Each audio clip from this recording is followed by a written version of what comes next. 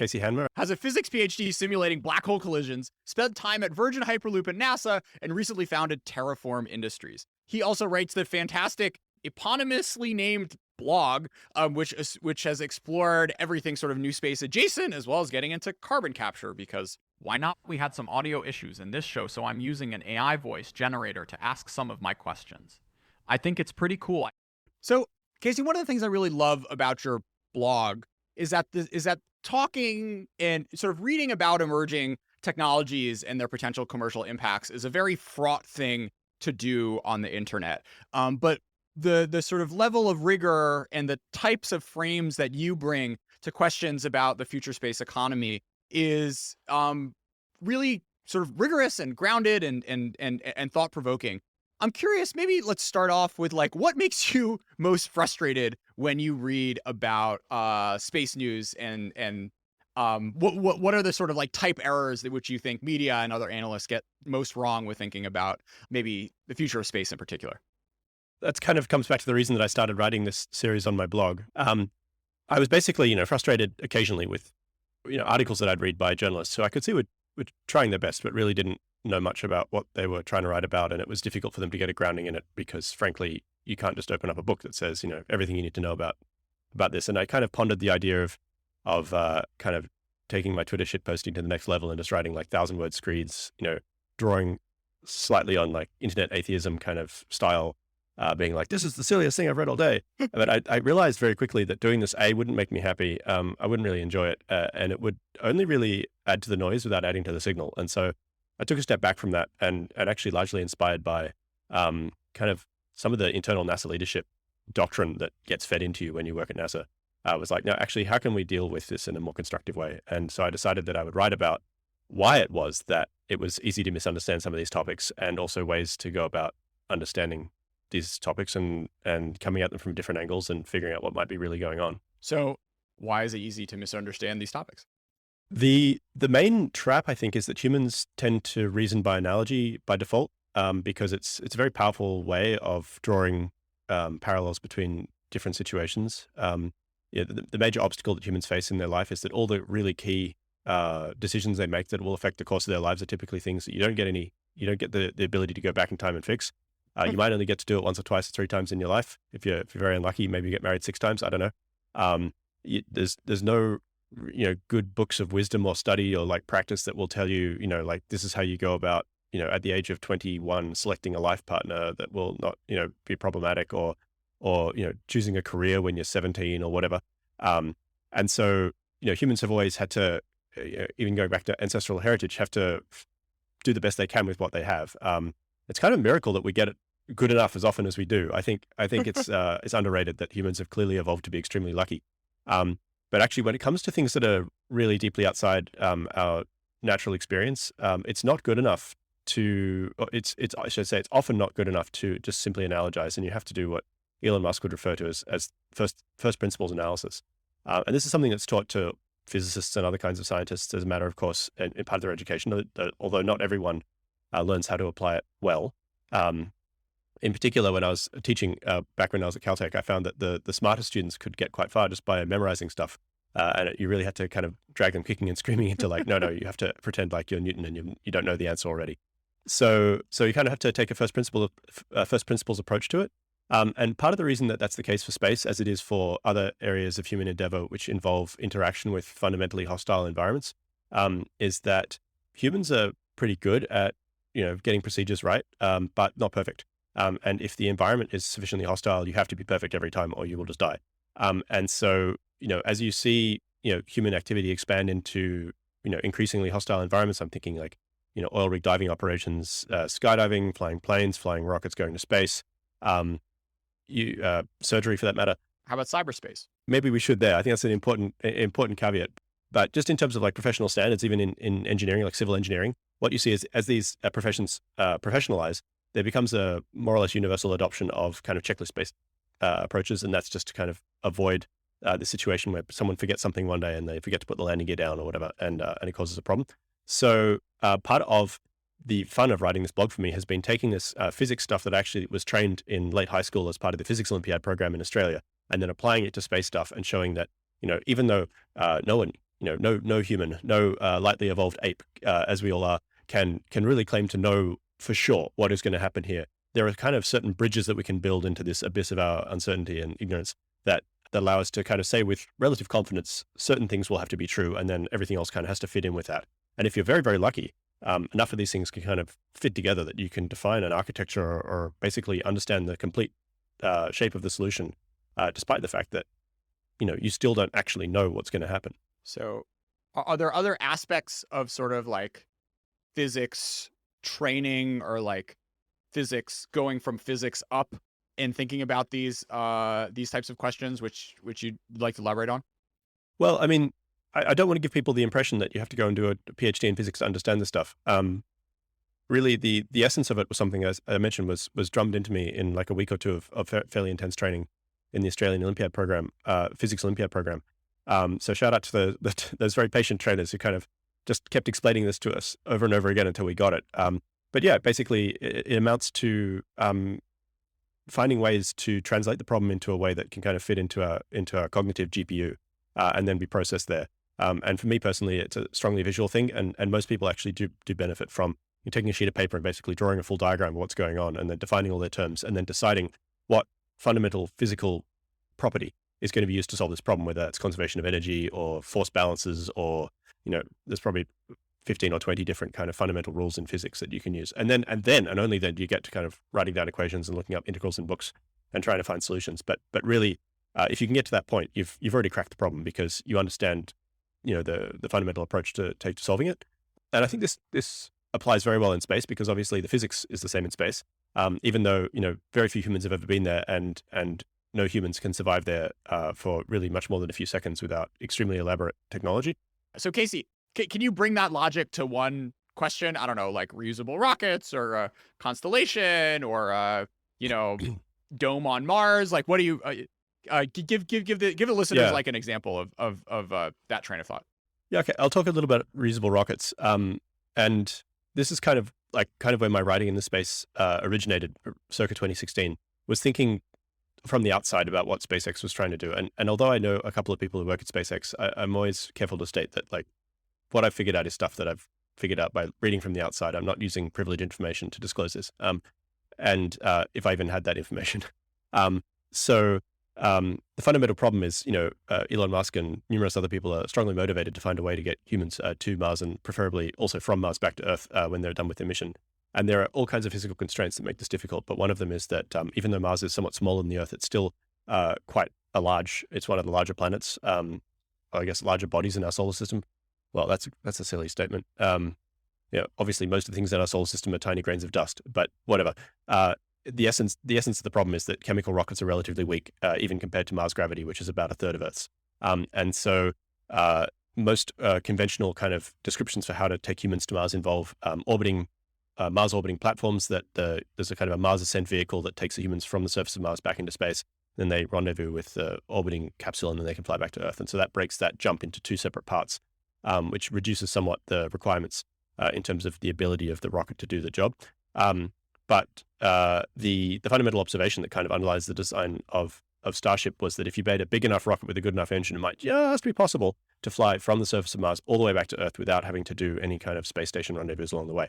And if you can build a rocket with that sort of fundamental capability, it actually opens a lot of other doors. So that if it has that much, what's called delta V, or the ability to change its velocity, or the ability to fly a certain from certain locations to other locations in space, it would also make an absolutely killer upper stage for direct Earth launch. It would also be able to fly to and from the moon from low Earth orbit. And that's why, this Starship concept, as it has kind of gradually matured over the last, I'd say 5 years, has become so compelling and so kind of invasive to all these different spheres. It's because if you can kind of get on top of solving this really nasty, difficult problem, which is getting humans from Mars back to Earth, that's after all the hard part, then you can use the same approach to solve all kinds of other things. But in order to get there, you need a rocket that has a mass fraction of at least 10 to 1. So 90% plus of its takeoff mass is fuel. And that's kind of crazy. If we think of a car, a car with a full tank of gasoline is, 100 pounds of gasoline or something like that. It's not a whole lot compared to the overall mass of the car. But for a rocket, it actually has to be almost all fuel tank with a tiny little space at the top for people. And then the engine itself also has to use a fuel that's compatible with manufacturing on Mars, because it's very difficult to get the fuel to Mars to it's just extremely mass intensive to bring all that fuel to Mars. So you can make fuel on Mars using carbon dioxide in the atmosphere and a few other tricks. And then you need a rocket that's able to produce enough, basically sufficiently hot gas coming out the back of it. And so, basically you put all these requirements, like I kind of alluded to earlier, into a big box and turn the crank, and out comes something that looks and feels a lot like the Starship. And actually, you can kind of see like Starship has undergone these internal evolutions from the original kind of unveiling.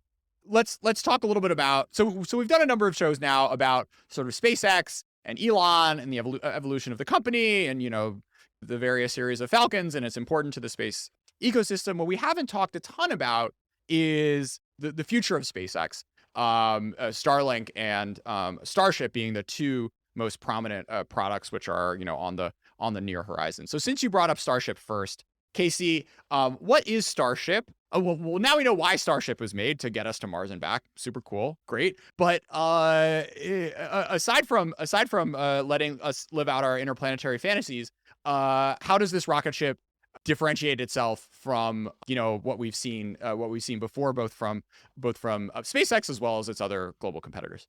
Yeah, it's a great question. Well, as Elon Musk will be the first to tell anyone, the key difference between Starship and other rockets is that it's a prototype, fully and rapidly reusable rocket.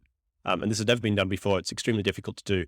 It's not even entirely certain that it will be possible to do, even if humanity spent the rest of its existence trying to solve this problem. It seems quite likely now that it will be, but it's not a guarantee. And it's kind of hard to overstate how important it is to have a launch system that is dispatchable, capable, and fully and rapidly reusable. The common analogy is like if airplanes were disposable, then it would be extremely difficult to use them for almost anything. And that's kind of how we've been operating with rockets up to this point. And so Starship has this kind of innate capability potentially to reduce the cost of launching stuff to orbit by a factor of 100 or so, and to also at the same time increase the net capacity, like the net kind of flux of payload to orbit by maybe a factor of 1,000.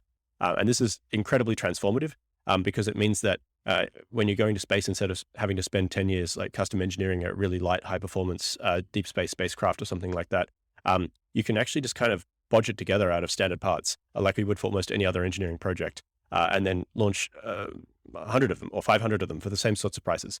And that's just it's a really kind of transformative way. It's almost like it's intended to be a conveyor belt, like a logistical system for kind of just moving mass from one place to another place. And the amount of custom engineering effort required to make this happen is very, very low. Starship, how much bigger is it than rockets that commonly go up to space today? Really a lot bigger. It's that's a technical term. It's actually not much taller than most other rockets, but it's a lot wider, and the fuel inside it is a lot denser typically than what is being used for other kinds of rockets, particularly in the US. So just to kind of put it in perspective, the current design point for Starship will have its takeoff thrust being 2.2 times higher than the Saturn V, which was the previous biggest, most powerful rocket ever launched. And its payload to low Earth orbit in expendable mode would be north of 250 tons, which is 10 times more than the Falcon 9 rocket, which itself is no slouch. In reusable mode, it would be maybe half that. Why is space so hard? Well, I mean, to take it right back to physics first principles, ultimately it comes back to things like the ratio of the overall size of the Earth, like the number of atoms in the Earth, to the strength of chemical bonds between different materials, which both determine the temperature achievable for the exhaust gas and also the strength of the combustion chamber that is containing that gas as it's being combusted.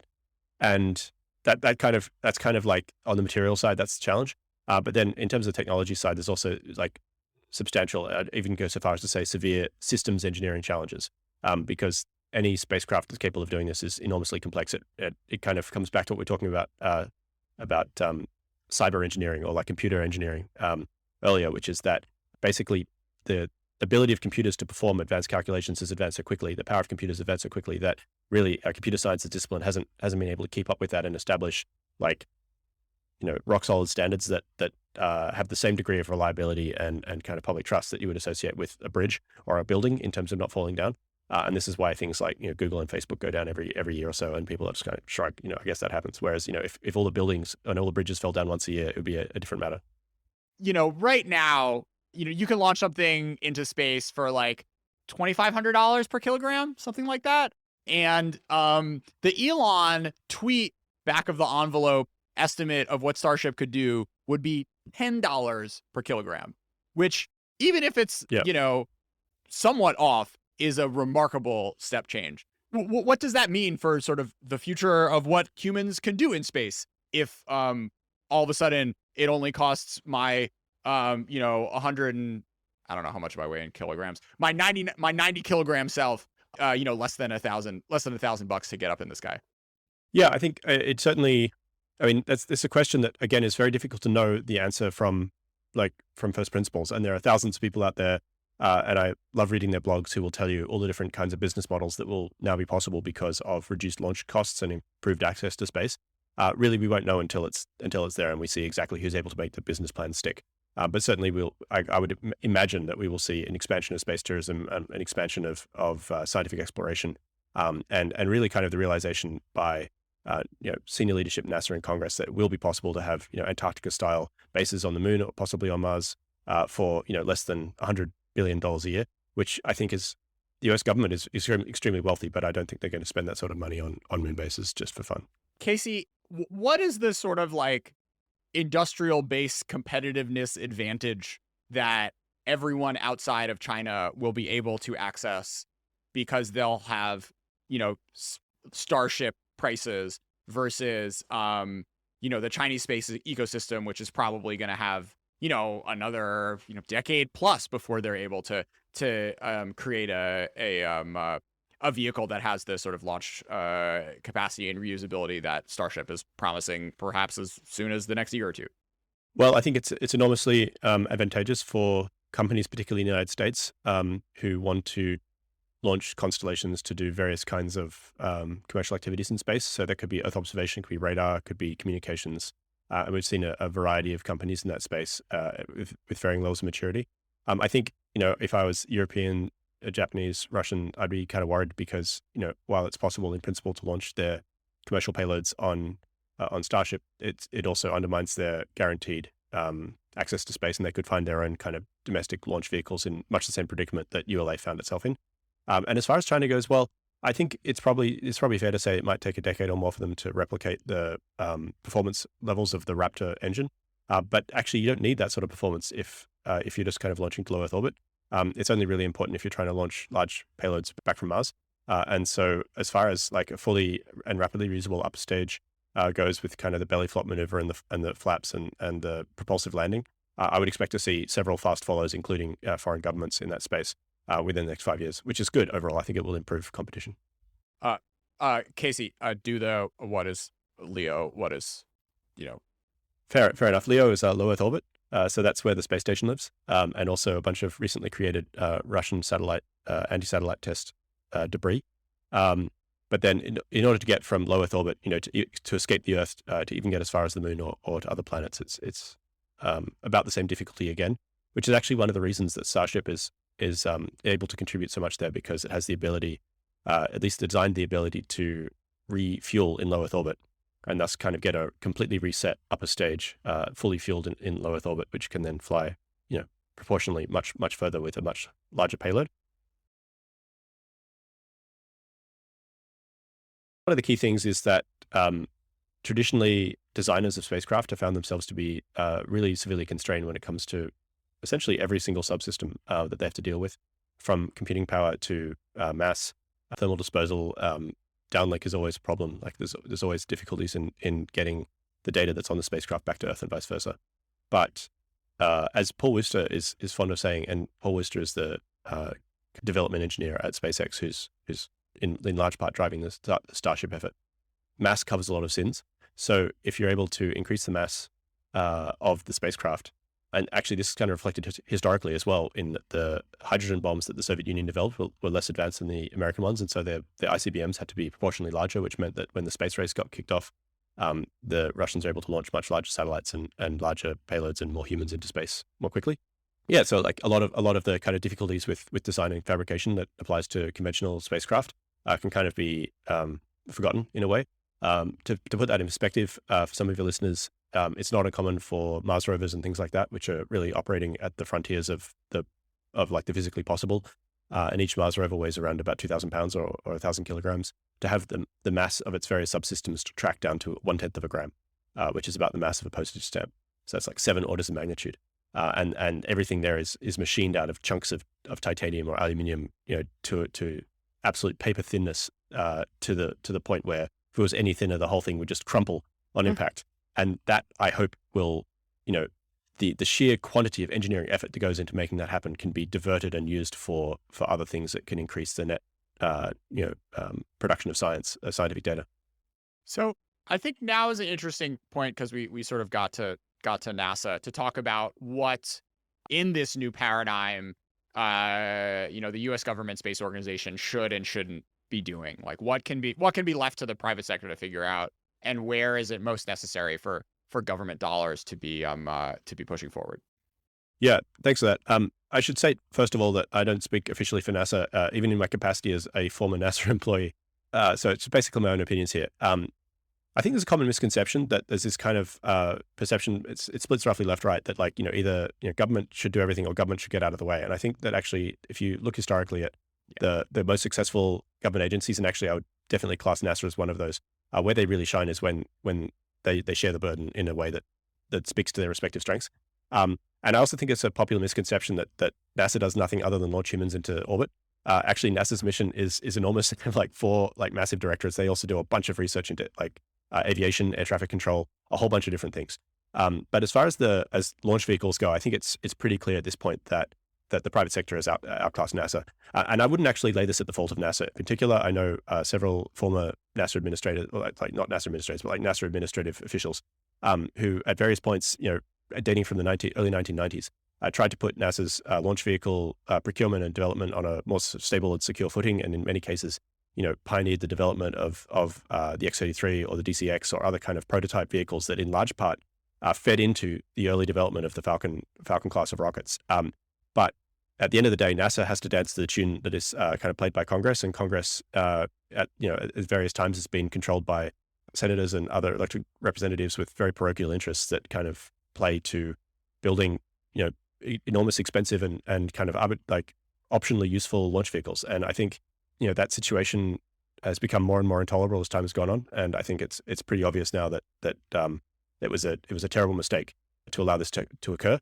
But the responsibility is actually very broadly based. It's not possible to really point the finger at any one person and say, this is your fault. But yeah, it's kind of the situation we're in now. So I don't think that NASA really is well served by trying to compete with the private sector. NASA has done amazing things by being a guaranteed buyer for the private sector, by basically being like the tentpole client for SpaceX launch and for access to the space station in the early days. But also, I think in a way that's underappreciated by the public at large, by providing its expertise and basically sending delegations of experts to Hawthorne and other private companies, and basically saying, well, here's our experts on all this stuff. Take their knowledge and use it. And this is sometimes less welcome, but almost always it's been.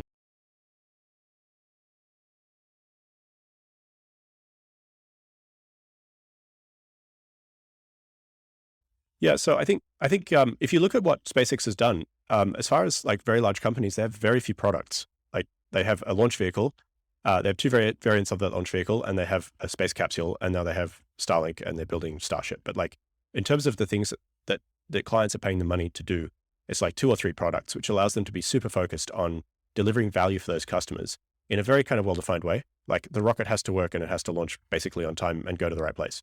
And I think traditionally, actually, the private sector has always done quite well when it's been able to focus deeply on product and delivering value. But that the US private sector in particular has benefited enormously from the fact that it's kind of sits downstream of this kind of enormous conveyor belt of technology development that's funded across probably a dozen different agencies. I'm thinking like DOE, DARPA, DOD, NASA, amongst others, that NOAA comes to mind as well, that basically are spending quite large sums of money employing a standing army of technical experts who are doing kind of the really long range work, the really long range thinking, technology development, and just kind of building this block of expertise that kind of forms a revolving door. Like a lot of people go from NASA to SpaceX and then back again or whatever. And it really kind of undergirds the strength of the entire industry. And I think it's very clear if you look at countries that do not have the resources or the strategic priorities to do this, that it also kind of largely explains why those countries have been unable to kind of foster and develop their own kind of domestic commercial space endeavors. So that's kind of my take on that.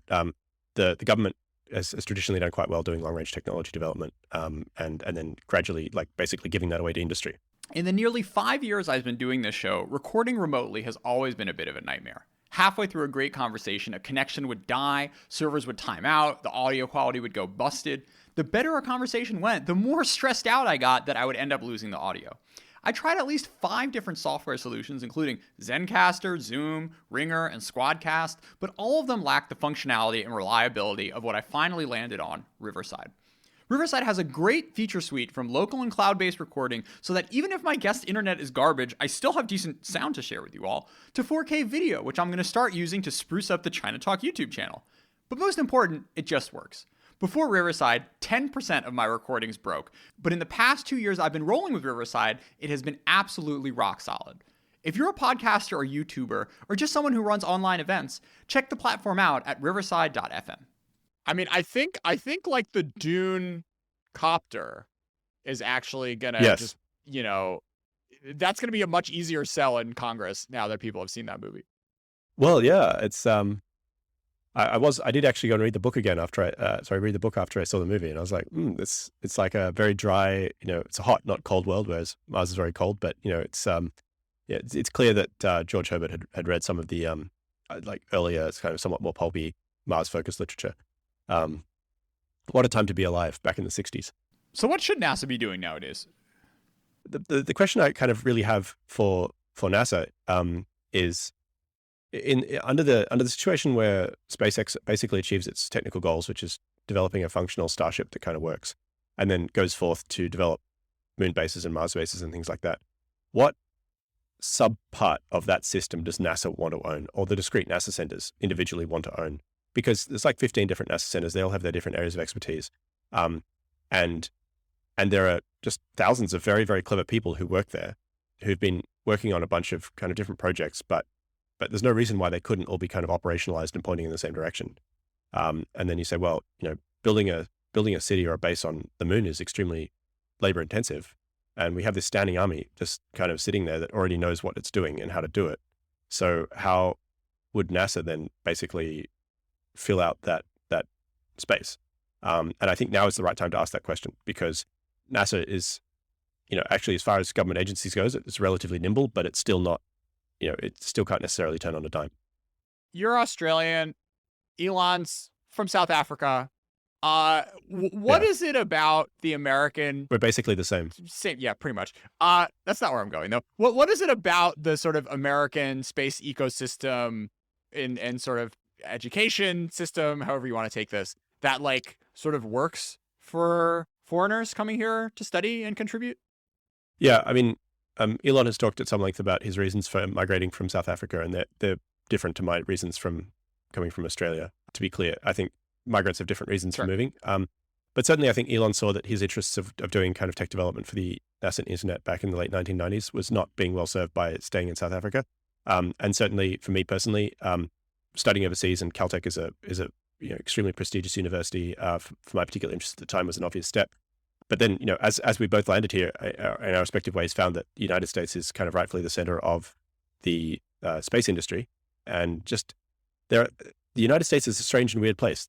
It's a place where universal healthcare, which is basically a given almost anywhere else in the civilized world, is impossible. But a lot of things that are impossible everywhere else are easy. And so it's a really kind of powerful place down here particularly I think in Los Angeles area for that sort of thing.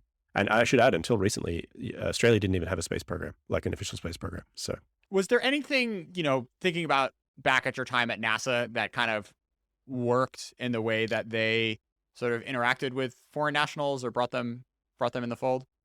Yeah, I mean, I'm going to get on my soapbox here. In my view, like one of the major strengths of the United States has been its ability to attract and continue to attract talent from around the world to come and work there. And it really is like the kind of migration destination of choice for almost everyone.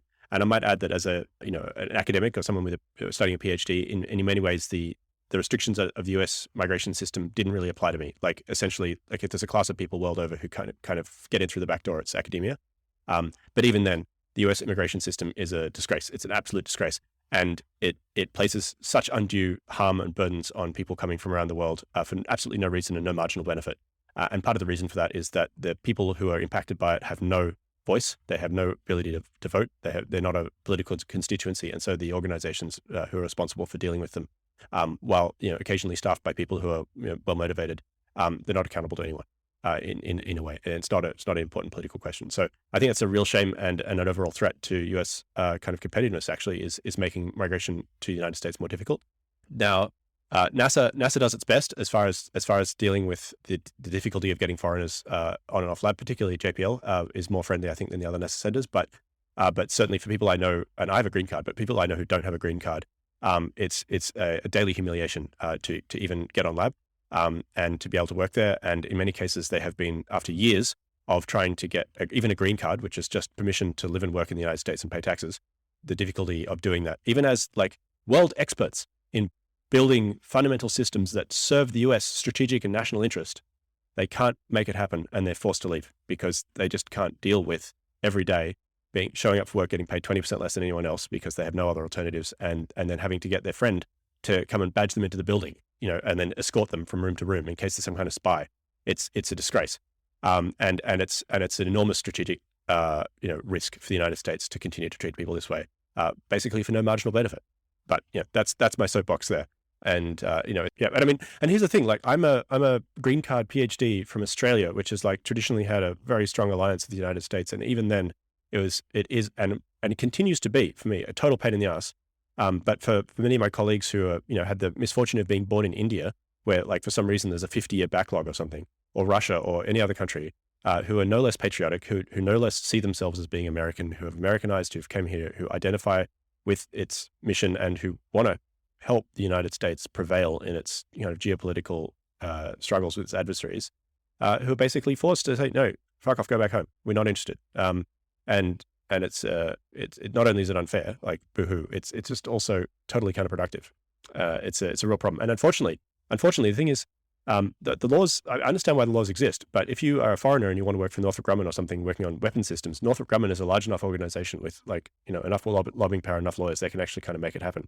But NASA, which is merely a government agency with a $20 billion a year budget and 20,000 employees and about the same number of contractors, is not a big enough organization, or so they claim, to be able to basically dance to the government's tune when it comes to serving the needs of their foreign workers and actually getting them green cards in a timely fashion.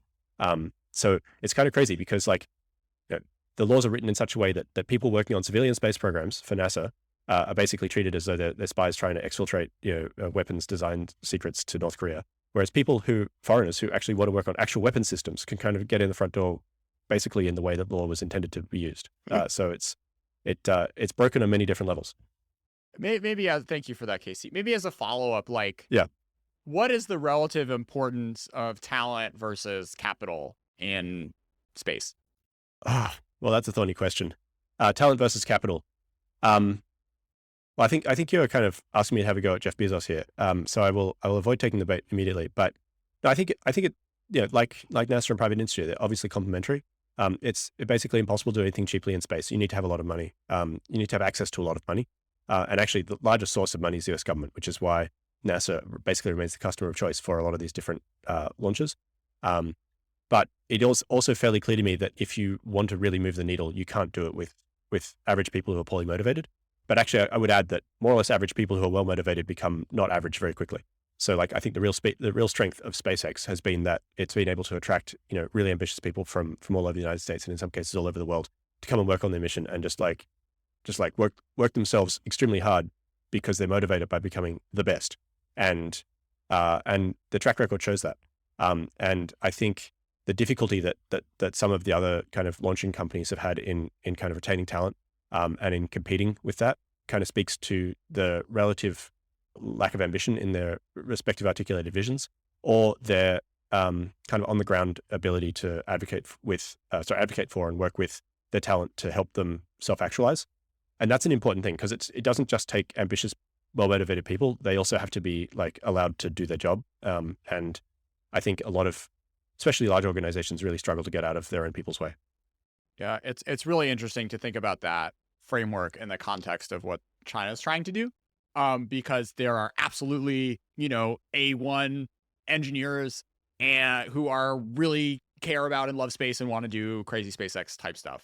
And the capital for some private sector firms, some private space firms is, sort of there, not quite there to the level that you're seeing in a SpaceX per se, but nothing to sneeze at. But the challenge is that the Chinese space ecosystem at the end of the day is run by Kask and Kasich, which are two giant, enormous SOEs, which have so far not proven themselves to be able to, retain and motivate the talent in the way that you've talked about. And it's unclear whether or not the system will allow, a SpaceX to develop in such a way that, in the US, the future of the Chinese space ecosystem is by and large dependent on the success of one firm, in a way which the US kind of is at this point.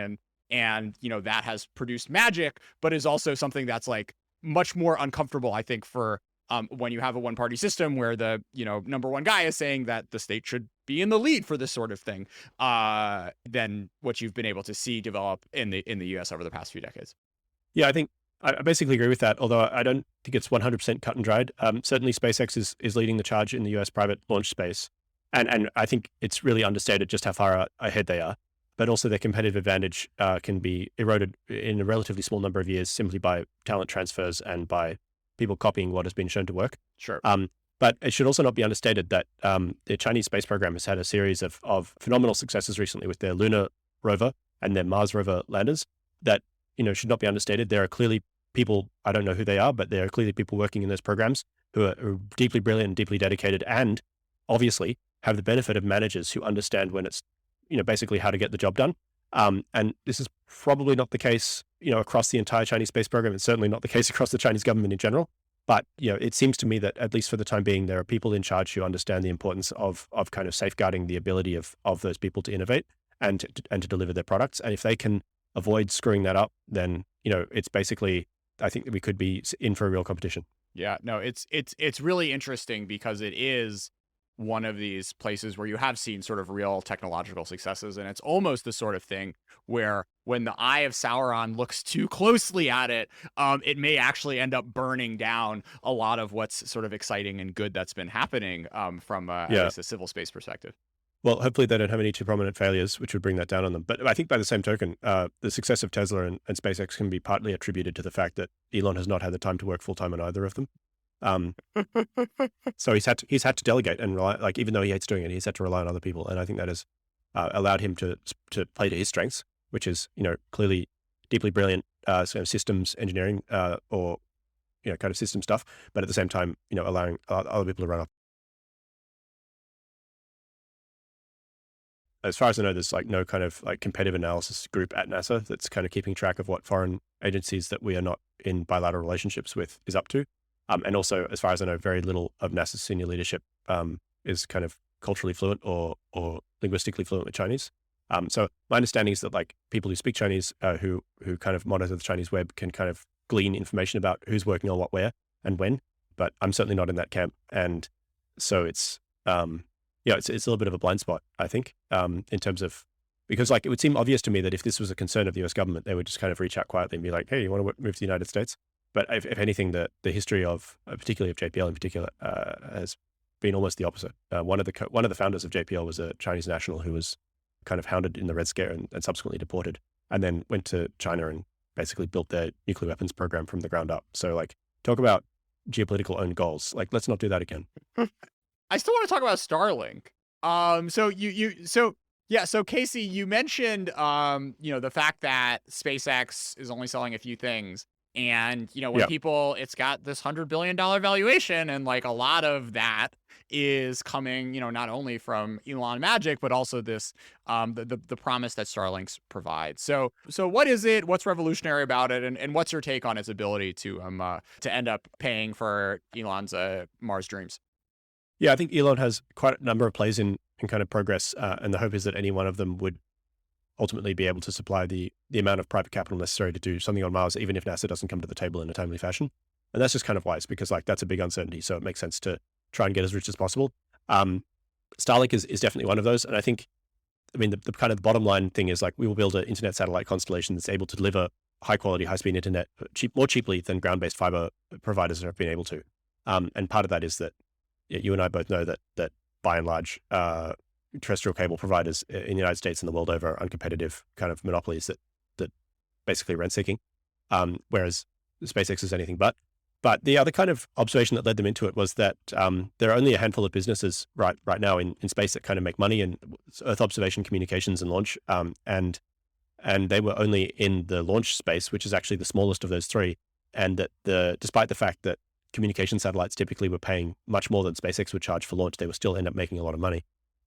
So it might be necessary to kind of verticalize in that space. Like how dare their customers have better margins than they do? Once you kind of, again, examine the first principles nature of the problem and turn the crank, it becomes quite clear that if you can produce satellites for less than $1 million that have,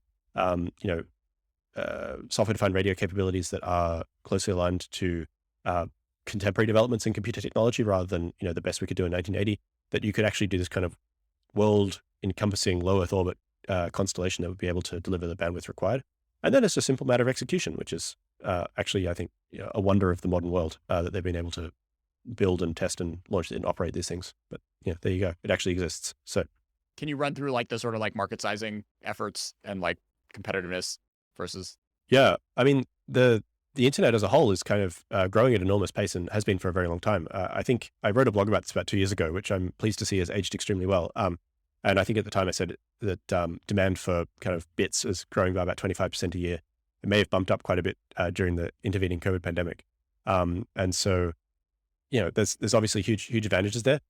One of the key challenges with satellite internet is that there's kind of a density restriction to how much data can be provided to a given area. But actually, it's not such a problem for Starlink because in general, internet users in cities are already kind of reasonably well served by different competing providers. Whereas people who are looking for broadband in rural areas either have no options or they have one bad option.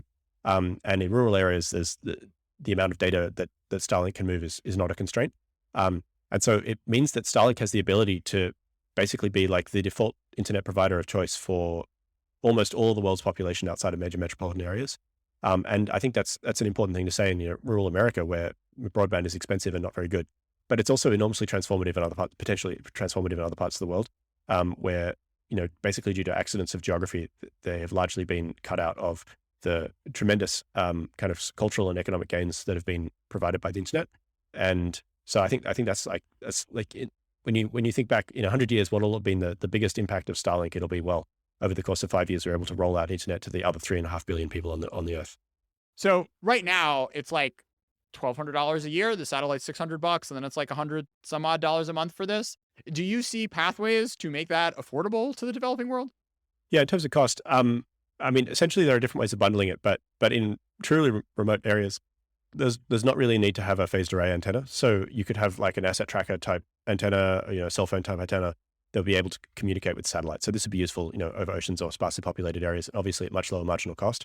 And then actually, I think the major impact in more rural parts of the world with underdeveloped communications infrastructure will be using Starlink to provide backhaul for local cellular networks. So in many of these places, there actually are already cellular networks that are used, and like mobile banking is a fairly normal thing in parts of Africa, but they will be able to then get kind of 5G speeds because the local cell towers will all have phased array antennas that are talking directly to the constellation.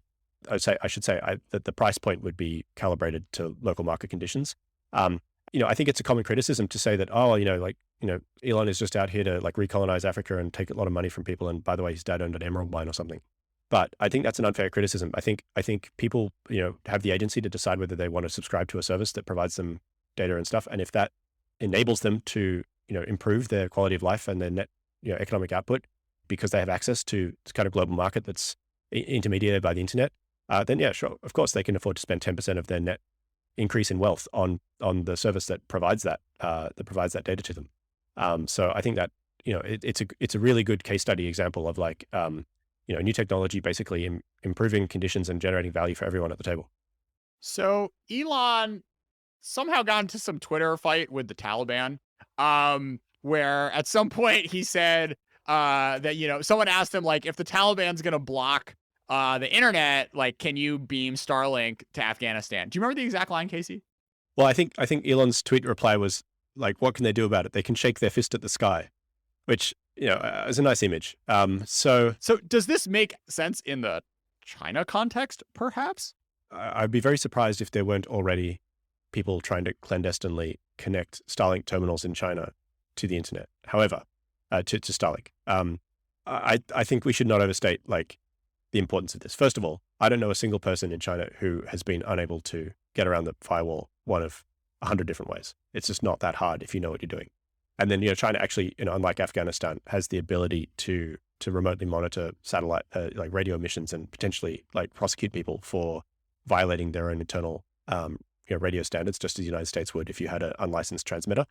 Nevertheless, I think, there is quite a wide variety of potential circumstances where you could see extra legal usage of, or like, some of the licensing information may not be completely clear, and so you could see Starlink being connected to in parts of the world that you wouldn't otherwise expect. It seems to me that if this is a problem, it's more likely that Starlink would end up cutting a deal with China and get official dispensation to operate there under some sort of conditions, just as many other Western countries have, and particularly given Elon's reasonably friendly relationships, particularly with the Shanghainese authorities, with the Tesla Gigafactory there. I don't think he'd be looking to pick any fights, but you never know. It's hard to predict. Yeah, I was gonna bring up the Tesla angle. Before we go into rapid fire, any other sort of like Elon/China thoughts watching his relationship with the country evolve over the past few years? I'm kind of getting out ahead of my skis here, but if you think about what U.S. soft power has traditionally done very well, it has been things like U.S. industrialists providing technology to other countries that has had a net improvement to the world. And I think China, as much as anyone, recognizes their geopolitical vulnerability to supply chain interruptions for oil and gas. And so, it is in everyone's best interests that they figure out a way of electrifying their transport and other aspects of their economy as quickly as possible. And I don't see Tesla setting up a factory there as hurting that effort, let alone hurting it anywhere else in the world.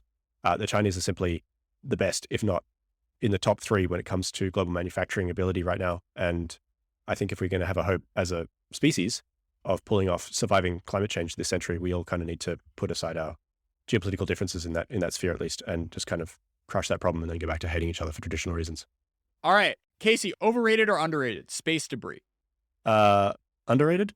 Well, I think space debris is an enormous concern, but below about 600 kilometers, it deorbits over a time scale that means that it won't be a insurmountable problem. Above that, it might be.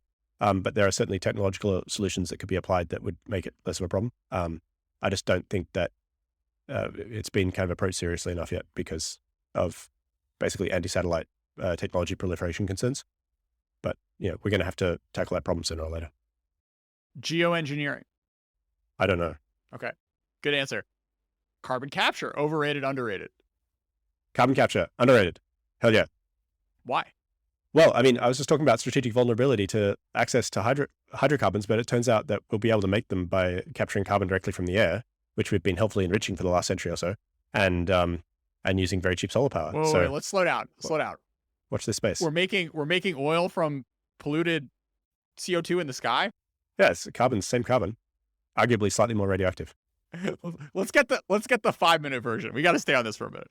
All right. So some of your listeners may know, if they read my blog, that I recently resigned from NASA to basically take a stab at the climate change problem in the form of making a company to make synthetic fuels.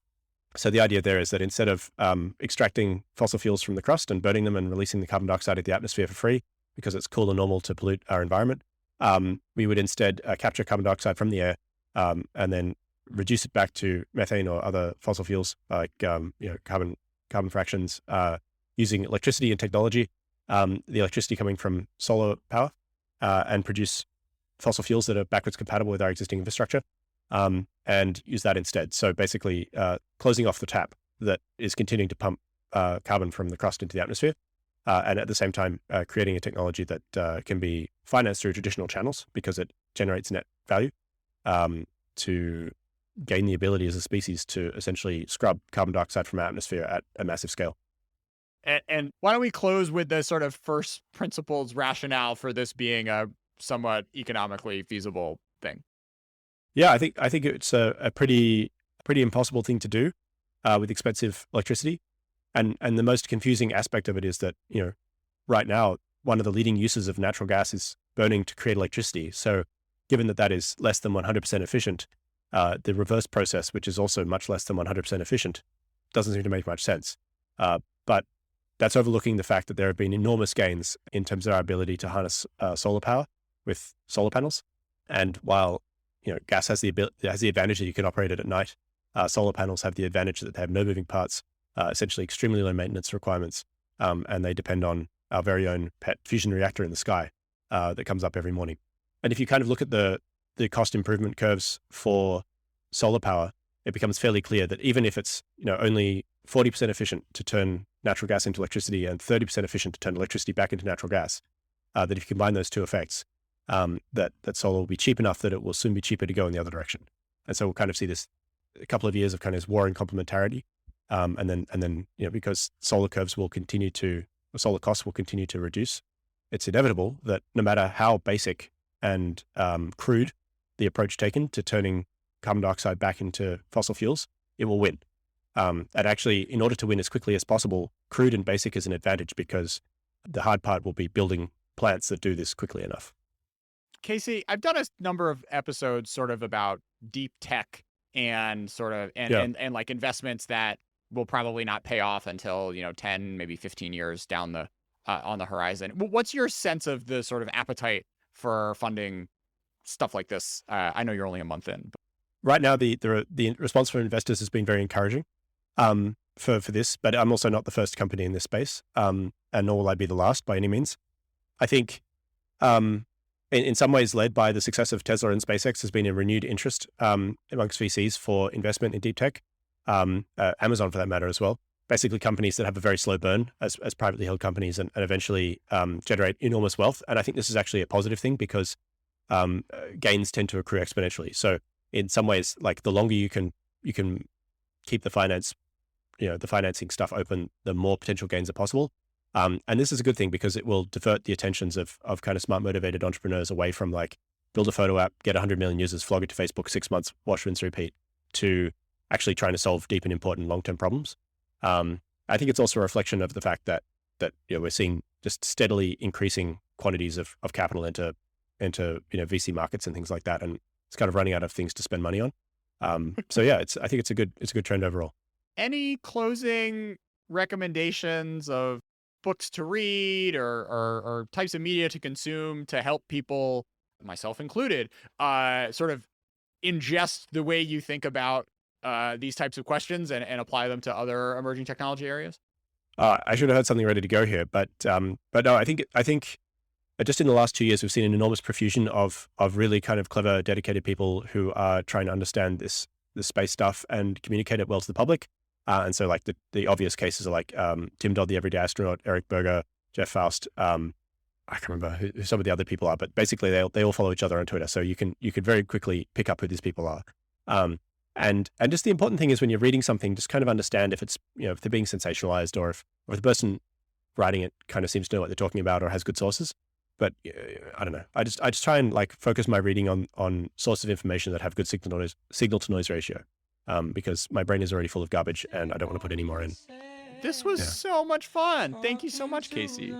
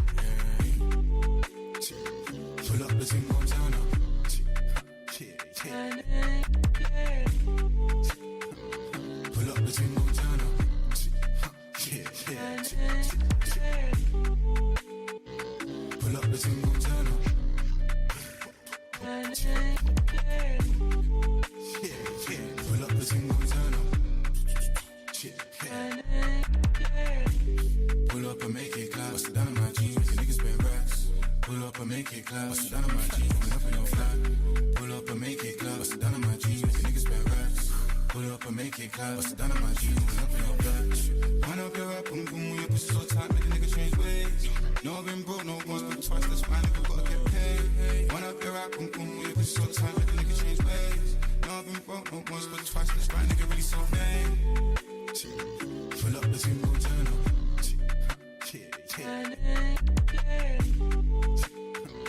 Pull up the team, go turn up.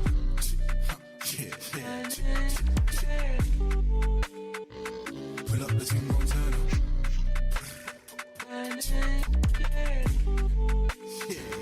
Pull up the team, go turn up.